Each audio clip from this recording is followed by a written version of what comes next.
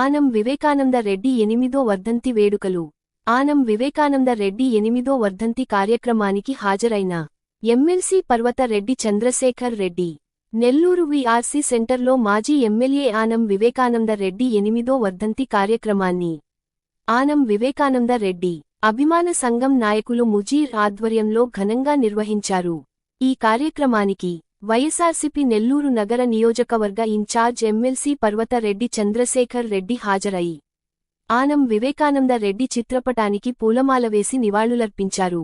నెల్లూరు నగరంలో ఆనం వివేకానంద రెడ్డి ముద్ర చెరగనిదని ఎమ్మెల్సీ పర్వత రెడ్డి చంద్రశేఖర్ రెడ్డి తెలిపారు.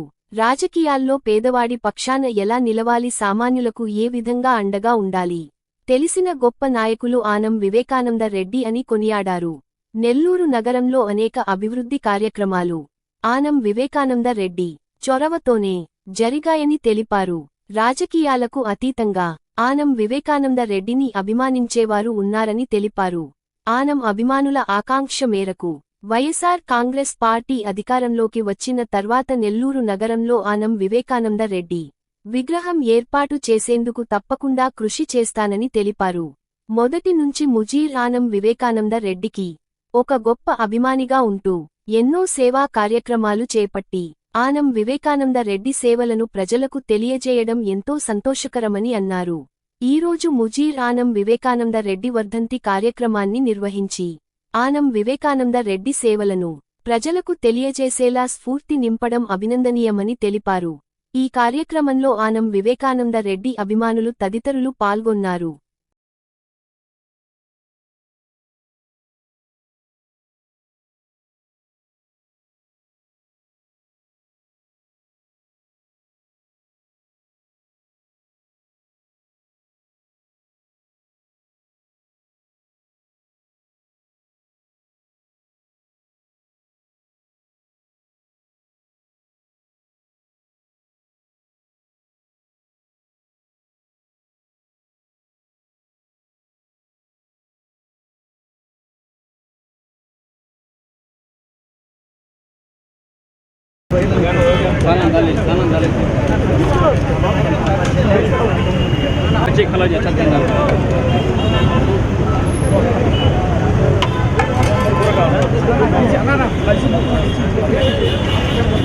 వినూత్నంగా ఉంటూ ఈరోజు చాలా మందికి ఆదర్శంగా కూడా నిలిచాయి.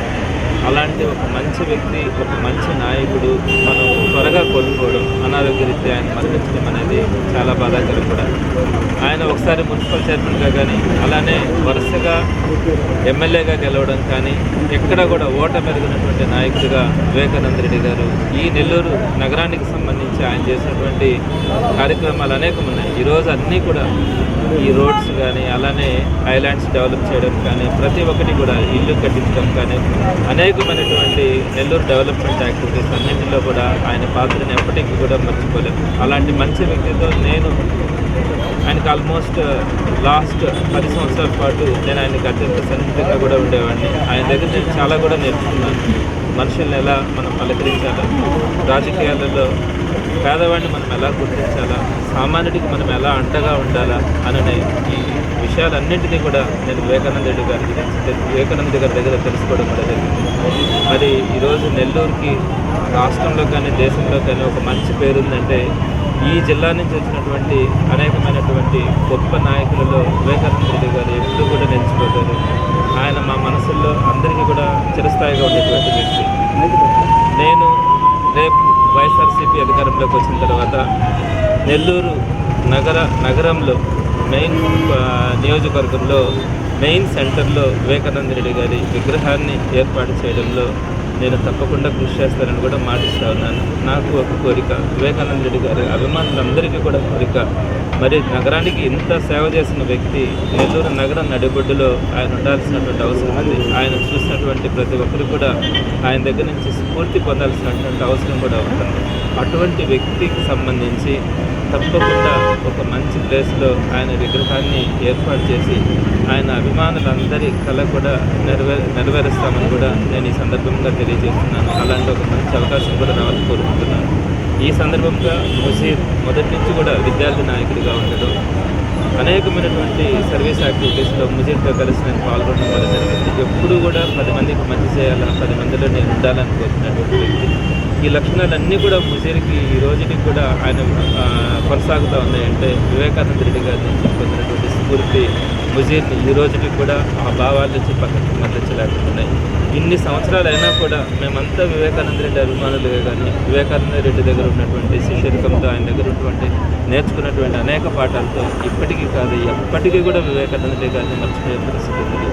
వివేకానంద రెడ్డి మా హృదయంలో ఎప్పటికీ కూడా శాశ్వతంగా ఉండేటువంటి వ్యక్తి.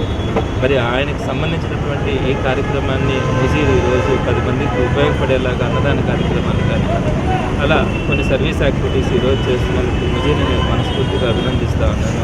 రాబోయే రోజుల్లో కూడా వివేకానంద రెడ్డి గారిని ఎప్పటికీ కూడా గుర్తుంచుకునేలాగా ఉంటామని కూడా ఈ సందర్భంగా నేను తెలియజేస్తున్నాను. శ్రీ స్వర్గీయ ఆనం వివేకానంద రెడ్డి గారి 8వ వర్ధంతి సందర్భంగా